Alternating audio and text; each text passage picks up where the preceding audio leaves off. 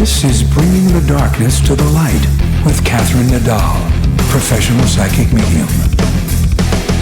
Today's guest is Tony SQUINDO, artist born in New Jersey and raised on huge doses of Saturday morning cartoons throughout the 1970s and 80s. The cartoons helped shape his imagination and attitude for his unique art style. His work is most known for merchandise and cover art for well-known bands such as Kid Rock, Metallica, Misfits, and Queen's Right.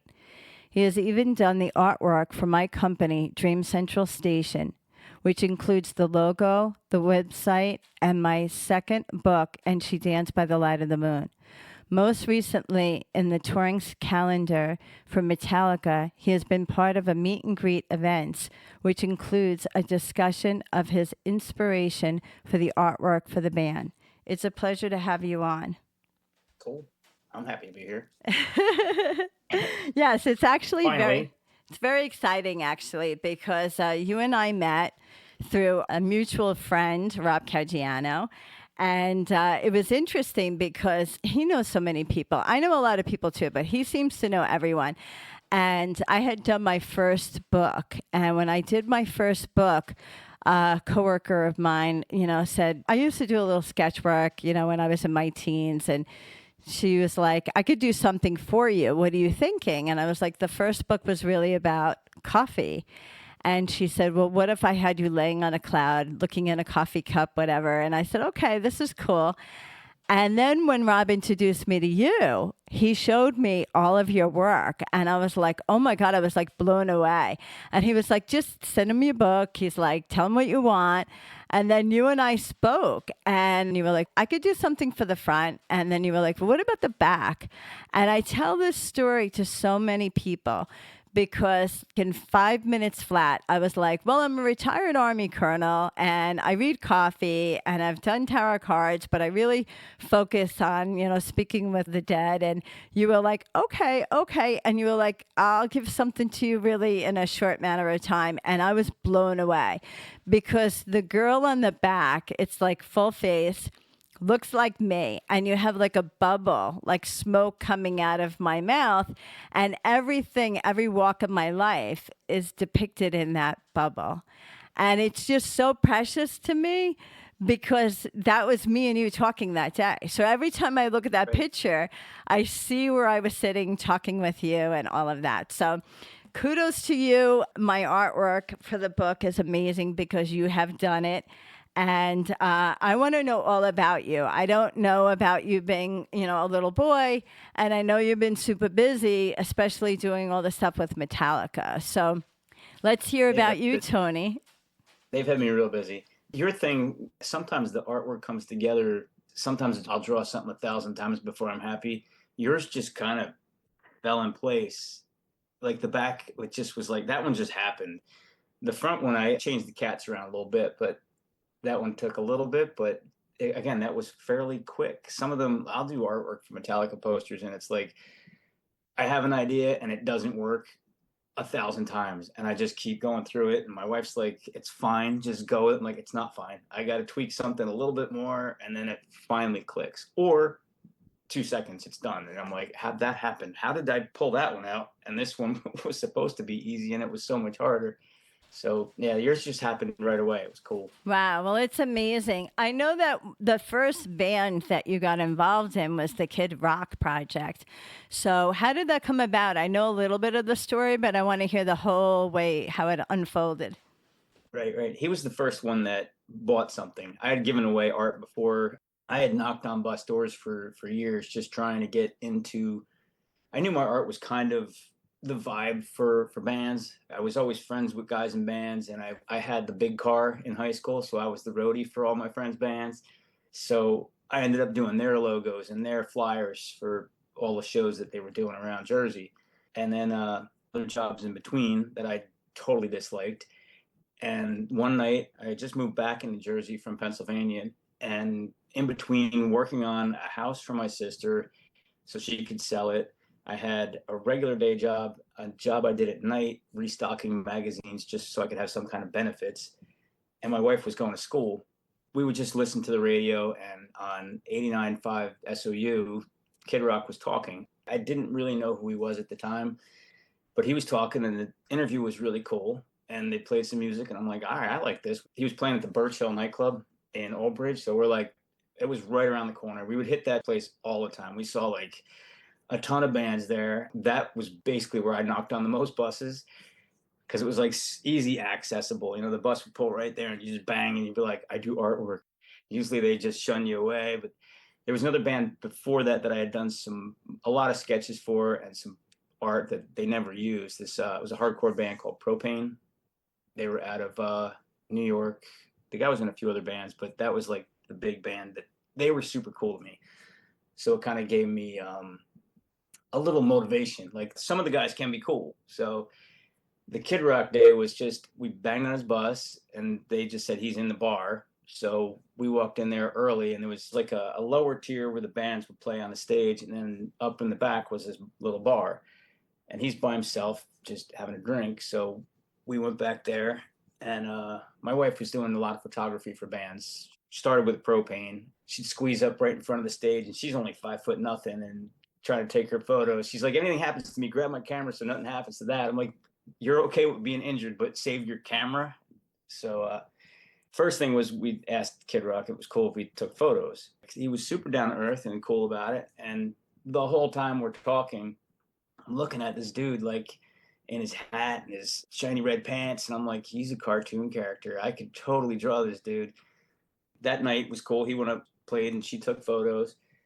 And then it was a few weeks later, I think, they were playing at the Trade Winds in Seabright. And it was Monster Magnet, which I was a huge fan of, Kid Rock, and a band, Head PE. And they were playing that night. And by this time, I had already drawn up some stuff. She had the photos ready to show him, and I had a couple of sketches.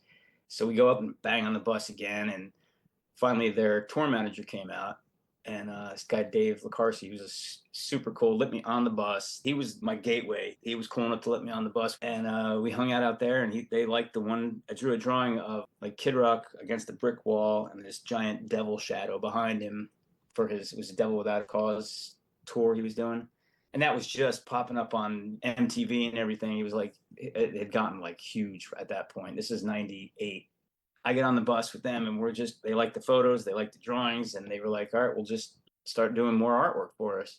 So already my head's like, this is like somebody who's on MTV and he's like big and they're hiring me to draw my goofy cartoons. So it was like, that was the big takeoff. It was about a year I worked for him. And then they were playing at Hammerstein Ballroom with Stained and Limp Bizkit.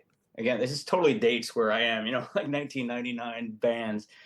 So we walk in, and it was a horror story getting there. Every time I go to New York, I get lost. We grew up right there, 45 minutes away, and I get lost every time. I lose a mirror on a car, or somebody loses a mirror on a car, and we ended up completely lost, and we just stumbled onto the building. Like, finally, we're here. We park. We go in.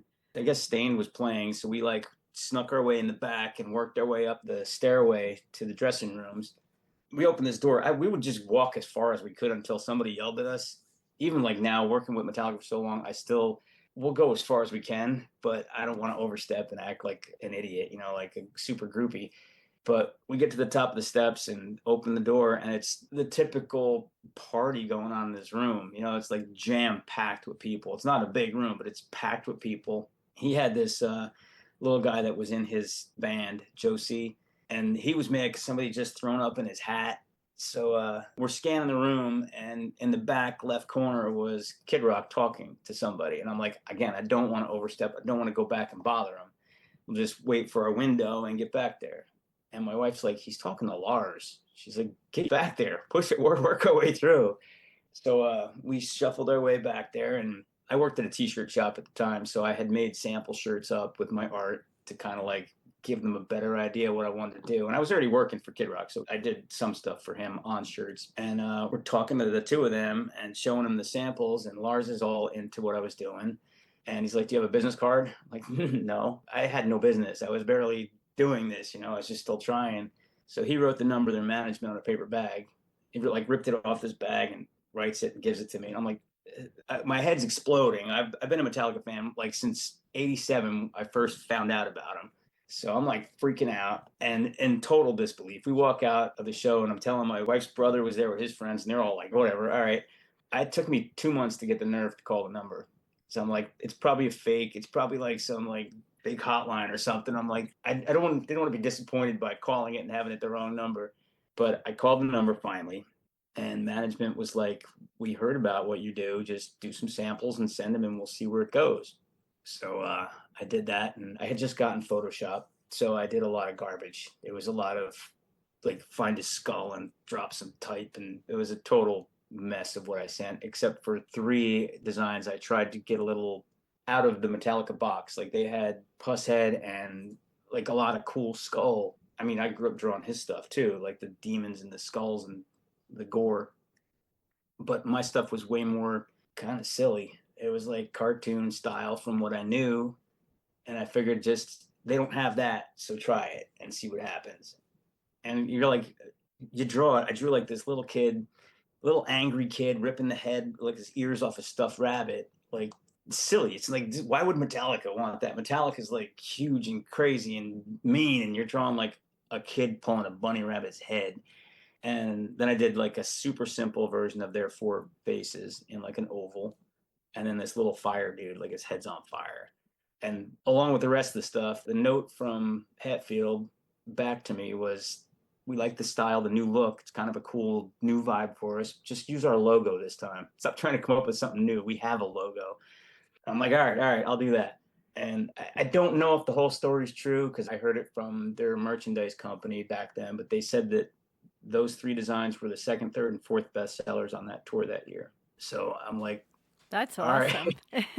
Yeah, I'm like totally freaked out by the whole. It's like unreal that this is happening at all. From high school and before, I was the quietest person in school. I didn't talk. I don't talk to anybody. I can't talk in front of crowds. I can't talk to. I had a hard time. I was voted almost quietest in high school, but a kid, I think it was a foreign exchange student, couldn't speak English, beat me. But going out and like pushing forward was so hard. But as soon as I get a little bit of like a bite from somebody, it was like it was enough inspiration to keep pushing. And then even with Metallica, it was like once I had it and I was working for them, I'd still be like forcing new stuff on them all the time. Like, how about this? How about this? And they're like, just chill out, buddy. You got the job. Just calm down. And that was in '99, so 26 years of steady work with them. I guess it paid off to draw some silly, goofy cartoon characters.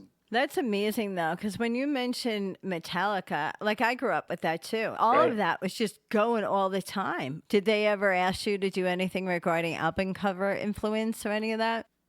No, I haven't. I still haven't gotten a cover out of them yet, but hopefully one day I'll get something. Growing up with Iron Maiden, Eddie, and Overkill had their like the bat, the wings. I drew the hell out of those things on everybody and everything I could in high school. And seeing like the M and the A, I talk about this in our little thing with the band now. It's like I saw that in '87 on my desk. I had no idea who it was or what it was. I just knew it looked cool, and I knew that. Then it was like once you go from that, I'd see like all the cool like burnouts in my school wore those shirts. I went to Catholic school first, so it was like first 8th grade, I had to wear a tie and a white shirt. And I get to high school, and it's like, oh my god, this is so. My family was not metalheads. My family was like like hippie kind of music. So this was like a whole new world. And seeing that artwork, I'm like, that's cool. That's what I want to keep doing.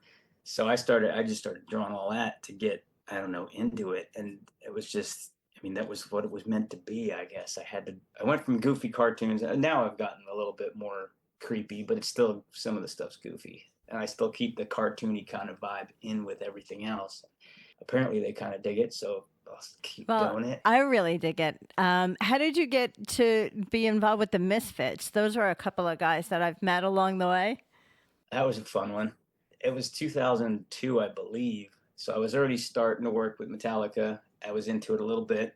And again, they were playing the Birchill. It was Jerry Only, Dez, and Marky Ramone. So we got tickets to that, and we go there. And I was wearing the 4 face shirt I did for Metallica. And after the show, Jerry will stay there for 20 hours just signing autographs and hanging out and talking to people. So we hung out till everybody was pretty much gone. So I go up to the stage, and in my like trying to be outward, I'm like, yeah, I just started doing artwork for Metallica. And he's like, all right. It kind of catches people's attention when you say that. They either believe you or they don't. And he was like, all right. He's like, we should talk. He went to like say something, and he's so like hands moving everywhere. He put this big black mark with a marker on my white shirt, and I'm like, he didn't sign it, but that's Jerry's mark on my shirt. It's still like, it still means something. Just being there talking to him and having his hands going everywhere. So he invited us to their studio up in Vernon, and we drive up there, and we walk in, and well, first they bring him from the back, and he comes up. He's not like, there's no devil lock, there's no, he's just Jerry. And my wife's, he talks for a second and runs away. My wife's like, who was that? I'm like, that was Jerry only. She's like, are you sure? So he comes back, and he like introduces me to his mom, and he's walking me all around the warehouse. This was right around their wrestling days too. So as we're walking through the back, there's this giant scale, and he's like, hop up on the scale, I gotta weigh you in. I'm like, what's happening here, And we sit down at the table, and he was doing his side project then. It was a Project 1950. So it was like he was singing all these cool old 50s songs. It's songs that my parents listened to all the time. And he's discussing kind of what he's looking for on that. And then it was like, all right, cool. And he leaves. And my wife's like, are you working at the factory, or are you going to do art? What happened? I'm like, I have no idea what happened. He talks so fast, and there's so much going on. I'm like, all right, I guess whatever he wants, we're going to do. So, and it started from there. I got like, they sent me a sample of the album, and I just started coming up with like monster kind of theme stuff. And it came up with like this little Igor monster pulling the switch. And we did all the inner notes and all the pages in the book. And then it went into t-shirts and all kinds of other stuff. Funny story about that. Years later, we're at the Asbury Lanes bowling alley in Asbury Park. And that was our hangout. We used to drive 2 hours to go there just to hang out with everybody. And this one dude is like, we were discussing bad tattoos. And he's like, yeah, what do you see this one? He pulls his sleeve up, and he's got my little Igor guy tattooed on him. And I'm like, that's my artwork. And he's like, oh, it's not the artwork that's bad, it's the tattoo that's bad. It was like all blown out. And I'm like, all right, yeah, whatever, foot in mouth. But yeah, it was That's funny. yeah. Yeah. Those guys they were great though. Like again, years later I saw them, and then not that long ago I was talking to Rob about another job on the phone, and he was at their studio. And he's like, yeah, I got Squindo on the phone. And I hear Jerry saying like, hi to me. I'm like, I'm surprised he remembers it. Like, this was 2002, but just hearing him like in the background, like yelling my name, like, that's just so cool. And again, unreal. Like these are rock stars. These are like people I listened to my whole life. Yes, it's very surreal. I've met Jerry a few times around Rob, and he's an amazing person. He really Oh, is. so cool. He's really an amazing person. I find it so interesting when you said something earlier that when you say, I'm doing artwork for Metallica, people look at you like they're not sure if you're telling the truth or not. And, that is so true in so many things in life, because the average person is doing average things. To them, they hear that and they're like, that's not average. That's like above average. Like, how did you score that? That's so most awesome. of the time, I don't even tell people most of the time, because I know they just won't believe. They ask me what I do for a living. I just say I do art for bands. And they're like, all right. And that's where I leave it. Because I'm like, it's usually, I don't want to sound like yeah, I do work for Metallica, like, look at me. Well, I promote you. And every time I pull out my second book, the first thing I said is, look at the artwork. Look at the artwork. And then he does work for Metallica. Like, I totally love that. But I want to get on to the other bands. I know you're also doing Queensryche, right? You did some stuff for them? I did a few things for them. I did years ago. I don't know, years.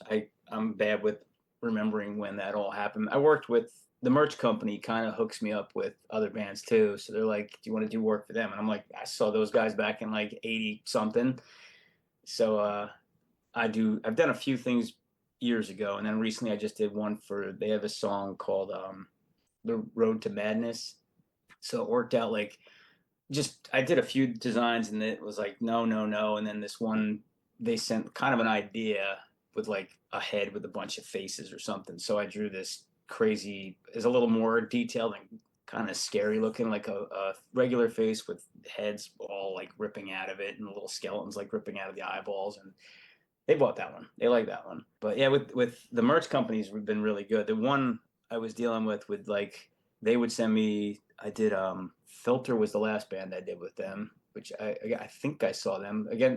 The '90s were a bit of a blur. I don't remember if I saw half of these bands because most of them were you'd go to the bar and drink a little bit and then forget what you saw. Yeah, So no, I I think know. I The saw them. 90s was different too. You know, it's so interesting because when you talk about the artwork, even the Queen's Right, I've seen that. And it's like, it really gives the impression of what is the music going to be like? Metallica has this scary guy they call him. He's just a skull with tusks and like big horns. And he was like Hetfield drew him years ago, and it was like a simple looking skull guy that they did. And around 2007, I had to do like a fan club T-shirt I had to come up with. So I'm like thinking back again, growing up with like the albums we had laying around the house. There was like the Jimi Hendrix with the eyeball with the wings, the Rick Griffin like that look. And I'm like, what if I just stuck wings on that little character? So I stuck some wings on him, and then it was like they love that and they used the hell out of it. It was like on the back of their speakers on the stage, and I'm like at the shows looking at my artwork, like it was all over the stage. That same little winged skull dude. There's a picture again. I'm working with Metallica, that's big enough, and that's all in the background. And there's a photo of them playing live, and then Lemmy on stage with them. He's like looking at the speaker, and he's just like his hands up. I don't know if it was like he was actually like impressed by the art, or he just like was happy to be up on stage. But I'm like, the photo with Metallica and Lemmy is just like how is this even going on? I still can't believe that like that. He's one I would love to have met. He's like a rock god. It's just the whole thing's crazy.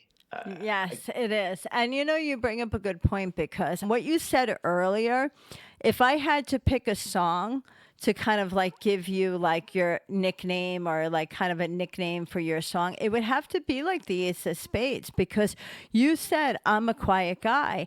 I'm afraid to talk to people, so right, it's a gamble, like the song says, it's a risk. You have to win some, you have to lose some. Here you are like knocking on bus doors, afraid to approach Kid Rock because he's standing with Laura. It's like all of these things are a gamble, and right, your wife is like, she's behind you like a pit bull, like go, go, go. She's cheering you on, right, right. So you look at your circle, and our circles always start out small. But like I say, the better you are, the bigger your circle becomes. And when you go back to those days at the Birch Hill and you go back to, thinking of this, that, and the other, you're like, Right, wow, that was like a million years ago. But it's like a million friends ago. Because right. now, even doing your Metallica stuff, you're going out talking to people, you're doing meet and greets, people coming from all over the country, from other countries. They're in town to see the concert. Now the concert's like a 2-day, 3-day event. So let's talk Uh-huh. about that because I have a ticket actually to see you. You're in an upcoming meet and greet at the Foundry in Philadelphia. So Yep. talk about the whole Metallica weekend and then talk about the breakout events because I know a lot of people can't afford to do all the concert stuff, Right, but they right. can do some of the breakout stuff. Uh-huh. Metallica asked me to do anything. I say yes first and question it later.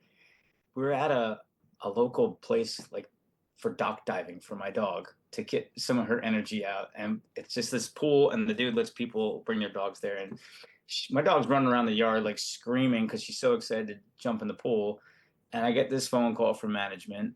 The guy's like throws the idea out of like doing. He's like, we don't really know what it's gonna be yet. It's just like you talking about whatever for like an hour to a bunch of people. And I'm like, sure, whatever. And then I hang up. I'm like, oh my God. I'm like, how many people? How long? An hour? I have to talk for an hour in front of more than 3 people. I'm gonna be freaked out. So I'm like kicking it in my head. I'm like, you have to do it. If you say no, you're gonna regret it. You're gonna be like, somebody else is gonna do it. So suck it up and deal with it. It turns out it's just gonna be. They didn't really say how many people right away. About 100 maybe people. and an hour. So put together some slides of your art and just talk. They give you a local DJ and you sit up there on a stage and talk. So we go to Seattle was the first one last September, August, end of August. I'm already friends with a lot of the fans. There's like a core group of super fans that I've kind of connected with. They've come and hung out at my house, and we go out anytime we're around. We've gone on vacations with a couple of them, and in my head, I'm like, some of these people. Just focus on them. Try not to throw up on stage. Like just go out and do what you got to do. And I put together about 30 to 40 slides of just from Kid Rock like high school years through today. And it's just go up there and talk. The first one, it was a good amount of people. It was sold out. So they were like, we're going to do two of them back to back. I'm like, all right. So we go to this place and it's a really cool venue. And I'm luckily it was dark. I don't look at anybody. I just talk the talk and get it out. And they're like, all right, now take a deep breath and go back and do it again for the next batch of people. And it went good. My wife's like, that was like a great one. You did so good the first time. The second time I stumbled on a few things because I try to do a different one. I mix in some different slides each time because I don't want the same people to see the same thing. It's the same stories basically, but we'll add in a few extra things. The last one, we did Toronto then. Just this year was the first one. And again, freaking out. But again, it was a smaller club and like a Live Nation club. And that one went smooth. The DJ was like, he's like an artist too, like comic book art. So we had a whole lot in common. We could have talked for like 5 hours. The hour went like so fast. We didn't get through any slides, but it was a cool conversation. Then we get to Nashville this past weekend, and they said it's at the Country Music Hall of Fame. So I'm like, all right, what is it, like a small room or something? They're just gonna have like me go in. We walk in, it's like a theater, like serious people have played there, And the woman that sets it all up, she's like, yeah, you're now in the archives of the Country Music Hall of Fame. I'm like, why am I in the archives? Just because it set 200 people and it was sold out. I walk out on the stage, the DJ introduces me. Just the people are like, it's like an auditorium side, like they're up, so they're like all looking down on me and cheering, and I'm like sweating. I almost walked back. I like put my arm up and went back like I was going to leave the stage because it was just way too much. My wife took a picture of me backstage, and I'm like just sitting there looking so stressed out. And management keeps encouraging me, like, you're doing great. Just do what you do. You just go out and talk. You're friends with all these people. But I'm like, yeah, but I'm still like this high school kid who doesn't talk to anybody. And I'm out there in front of 200 people. At one point, I told my wife, I'm sitting there talking about the whole story. And I'm like, in my head, I'm like, where are you? Like, literally, how is this happening that I'm talking to these people and they're like all laughing and interested in the crazy, what I don't think is that interesting. It's just what's happened to me. So it's whatever. A few of the people have been there. They've gone to every one of these shows for me and they're like still interested. And at the end of the whole thing, the DJ, he makes everybody start chanting SQUINDO. And I'm like, I'm crawling inside my soul. Like, oh my God, I can't believe like these people are all like chanting my name like this. And then it was like that. It ended so fast. The hour like flies right by. Then it's like, again, you're meeting them all. They're all coming up and asking you to sign like a T-shirt from '99. Or there's a little kid, this dude Russell, who's a phenomenal guitar player and a good artist. He's 10 years old. And we put him front and center because the last slide was a skull that he drew for me in Seattle. He got inspired by a book that I put out with just skull drawings. And now he's like a pen pal. He keeps sending me drawings of skulls. And the last slide was one skull that he had done and another drawing that our friend in Florida here, her son drew for me. It's a drawing of me, like a goofy little googly eyes and tattoos and everything. And this is metallic on my shirt. So I'm like, this is the next generation of crazy kids drawing evil skulls. I'm like, you're 10 years old and drawing evil stuff already. But again, you're like signing stuff for them. And then after I walk out and there's a huge line of people, like probably like 30 people wanting me to sign something that meant something to them. This little kid is like flipping through a sketchbook, showing me all his skulls. He's like, this one I got horns on, and this one. I'm like, this is awesome. Are you going to be here for a while? Because I got to get rid of these people over here and sign some stuff. And we hung out with him all weekend, him and his mom, and crazy. I also have at these shows, I bring one poster to everyone, the same poster, and I want the people that are coming to sign it for me. We did this poster for Seattle was a smaller, like 13 by 18 poster, and the 100 people signed it, and it's hanging in my dining room. And this one, it's 6 shows with 100 to 200 people per show, and I'm just having everybody just scribble all over it. It looks hilarious now. You can hardly see the artwork I did underneath it because it's just signatures and people writing stuff all over it. But it's kind of a cool like appreciation for these people who are coming. I can't believe people are paying to come and like listen to me about what I've done for the past 26 years. Yeah, but they're coming because they are seeking knowledge. And they're also appreciative because you're part of their Metallica experience. So Metallica is not just the guys in the band, but it's the music, it's the lyrics, it's the memory, it's the concert experience. And now your artwork is rolled up to that whole thing. So I think it's excellent that you say you're part of the Country Music Hall of Fame or whatever they were saying, because I could literally see that. I think it's really cool. So I'm going to see you in, I think it's May 24th at the Foundry. Yep. So that's going to be another event for you. Can you just explain how Metallica has the whole weekend? Some people may not realize that you could buy one night Metallica concert only, and then explain how the whole weekend is. Because if some people are a little like not sure of how to figure it out. Right. The first they do it's like a weekend show usually. They do the first night will be Suicidal Tendencies and Pantera and then Metallica, and then the night between, Metallica tries to put together random events to keep the fans occupied pretty much. Like they'll have their whiskey company, Blackened. They do like a whiskey tasting or an event about that at a local bar. They do my little speaking thing for an hour, hour and a half. And then usually right after me, Kirk Hammett comes out and talks about, he's got a book out about Gibson guitars and all the guitars that he's had through his history. And he talks about those. I think in Philly, they're doing some kind of a bowling thing too. There's like a whole ton of little events that they kind of cram in. And there's always fan club parties and all kinds of random stuff going on. And then the second night is Ice Nine Kills, Limp Bizkit, and Metallica again. And that kind of just wraps it all up for the weekend.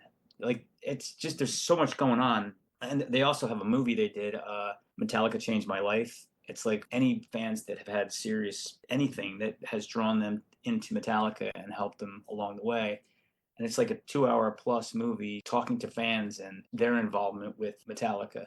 So I haven't seen it yet. I'm dying to see it, but that's in there too. So it's like I have friends and fans that are like, I missed your show here because we went to see the movie or went to see Kirk's thing, and we'll see you in this city or we'll see you in that city. And it's cool. It's the whole, it's like a weekend of revolving. Like they really do take over the city. You're walking around the city and it's like Nashville's full of crazy stuff going on, but it's like everywhere you look, there's Metallica people or people or the day before the second show, I'll go to the pop-up stores because they build a store in the city and just sell their merch the whole weekend.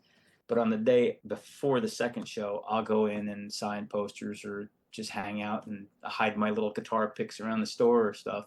And this past weekend, I'm talking to a couple. They're from Florida. They were like talking to them for like probably a good half hour in the store. And I got photos with their kids and everything. And then we get to the airport yesterday and we're there way early because my wife's way more responsible than I am. And I go to get a drink and I run into the family again. And we're talking in the airport for another half hour. And finally I get a text. My wife's like, we're boarding. I'm leaving without you if you don't get over here. It's just like running into these people like everywhere. You're just like, there's Metallica shirts. And if they recognize the goofy hat, they come over and they just start talking. And it's a family of like-minded metalheads that are all like, we're all kind of sore now in the pit. You stand in the pit for a couple hours and everybody's knees hurt now. But it's the same group, these are all people you were probably in the same same grades in high school at the same time. And I said, sooner or later, they're going to have a bunch of chairs and recliners in the pit for all us old people. That's so funny because many years ago when Rob was with Volbeat, he was up in Massachusetts, and he got me to go into the snake pit because they were opening for Metallica, and I'm like, oh my god, I'm in the snake pit. Like, Uh, it's really like you realize as the crowd starts moving around you, you start feeling. It's like, are we getting the breeze? I mean, people start really picking up uh, speed in the snake pit. You're like, wow, this is a mistake. We it could fall sounds way down a lot more harder, ominous. right? Yeah. Oh my God, it's so funny. Yeah. So I'm really excited about this. So after the Philadelphia, do you have anything else planned with Metallica for the rest of the year? Yep. Philly's my third one for this tour. After Philly, I go to Tampa for a show, and then San Francisco, and then Denver. Denver's the wrap up for this tour. Each one's got their own cool vibe. The one in Tampa, I was just looking at, and it's like another theater type. It holds like 500. I know I'm not going to sell 500, but it's like again, it's a big kind of it's a little much, like these little ones, you're like, okay, it's 100 people, but it looks like it's not that crazy. Like the one in Nashville, it looked grand, a little more scary when I first walk out. And I think Tampa's the same. The place in Philly is smaller. I've been there before to see bands, and it's kind of more intimate, just a smaller stage and rows of seats in front. What are the dates for the Tampa event? There's a few other shows in between. So Tampa is June 7th, and then they go to like Houston, and California is, it's not even listed yet. I think the 21st is my show in San Francisco. And then Denver's the 28th, I think. I think the 28th. Of Yeah, June. they haven't figured out exact venues for all the places yet, so it's not even listed on their site yet. So if someone wanted to get tickets to your event, how do they do that? Is that a Live Nation or is it a Uh, Metallica? Where do they buy the tickets? they go to Metallica.com and then go to the tour, and it'll be listed there. I know the Philly one is definitely listed. And Tampa's listed too. It's just the final two that aren't listed yet. All right, great. I also want to ask you two more things. One is, what do you have planned? Like, what are your next steps for, we say, I have goals and dreams. What's on your goals and dreams list? The one I've been working on for years is just recently connected with Metallica now in a cool way. I've been doing a graphic novel I started 20 years ago. It's like Hot Rods and Monsters. Again, the monsters and metal again. It's a goofy comic book. I was going to do a cartoon originally, and that I can't afford to do a cartoon, and it takes me forever to kind of do a video at all. So I decided to do a book. I had 13 stories already, but we're just narrowed down to three main stories, and it's like a Frankenstein type of monster and mechanics and some goofy stories. The one story, the last one in the book, is a zombie dragster story, and I messaged Hetfield and I said, "Is it cool if I turn you into a zombie?" And he's like, "Whatever you want to do is cool with me. Just have at it." So he starts out as a drag racer that gets killed, and he comes back as this crazy looking zombie. He makes a really cool looking zombie, by the way. Wow. So is that going to be like a coffee size book because you have all the Yeah, artwork in there? I put way too much into it. I've changed the art so much over the 20 years that I've been working on it, but it's probably going to be like a normal size 8.5 by 11 kind of book when I'm done. And hopefully I'll be done by this year. I've been pushing it so hard, and I need to have it done. It's like it's been too long. And because he's into it, I'm like, I need to keep connections and get that wrapped up. It's been too much and too long of a job. So that's one goal. I just got to get that done. Weirdly, going back full circle, I did a cartoon, a video for a girl's band, this girl Liana out of Philly years ago, and she introduced me to Rob. Years later, Oh, wow. he had That's been working with amazing. her. Her video was 3 minutes. It took me 3 months to do the artwork for it and get it done. So cartoons are out of my reach. I can't continue doing them because they take up too much time. But she introduced me at a Big Three show in Scranton, Megadeth, Anthrax, and Slayer. And she introduced me to Rob there.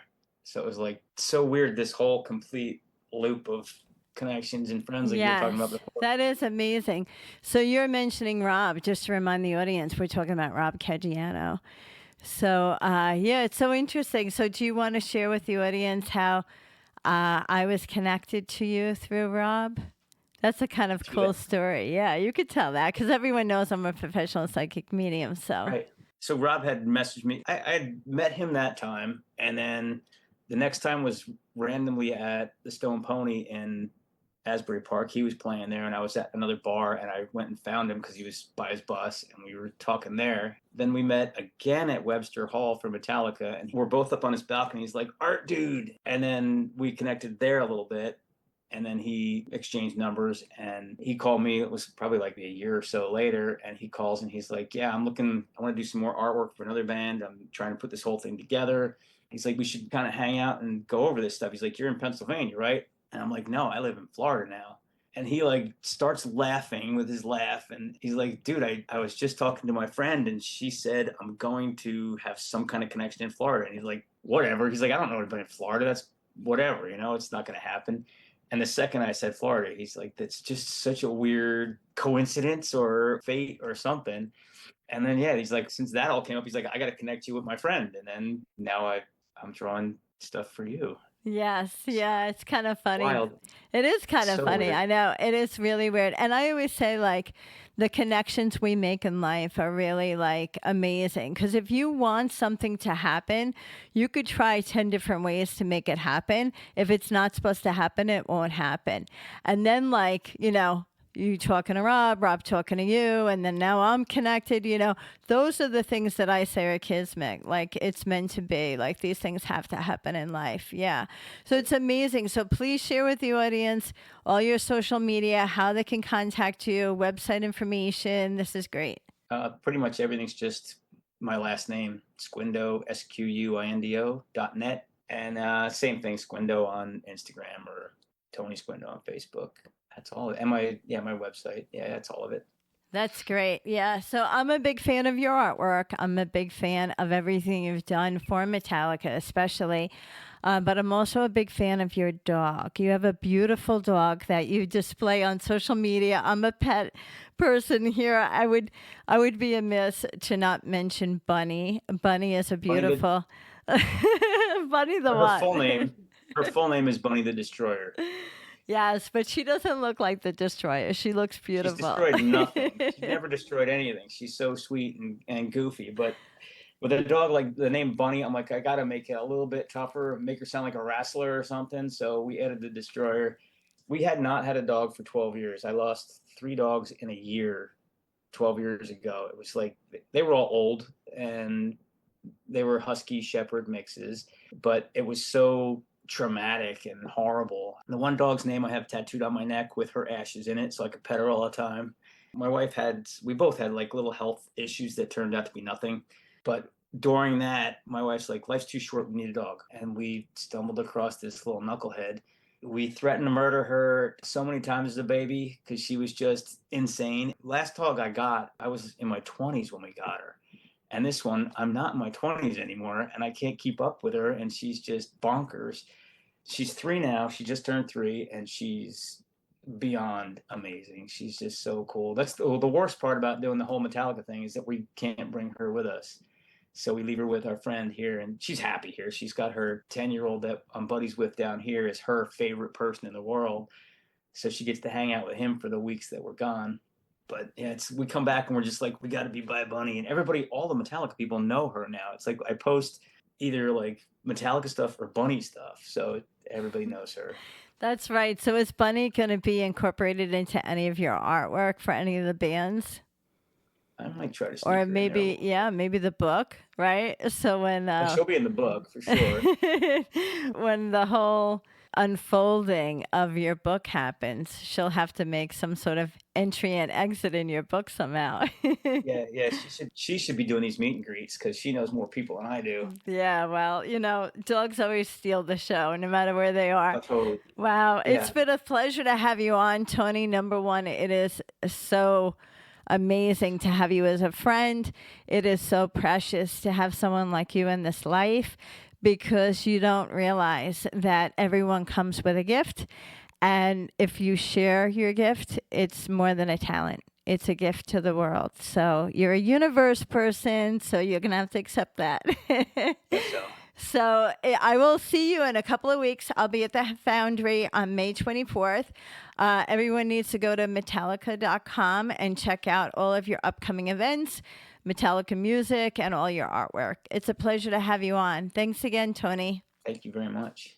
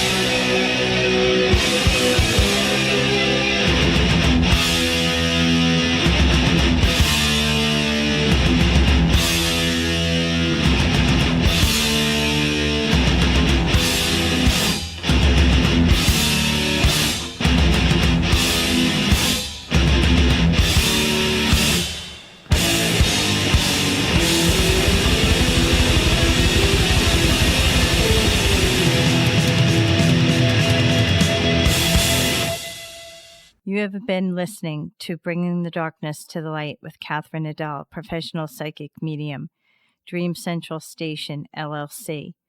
My audio editor is Al Hemberger at the Loft Recording Studios in Bronxville, New York. This is WNEW 102.7 FM radio.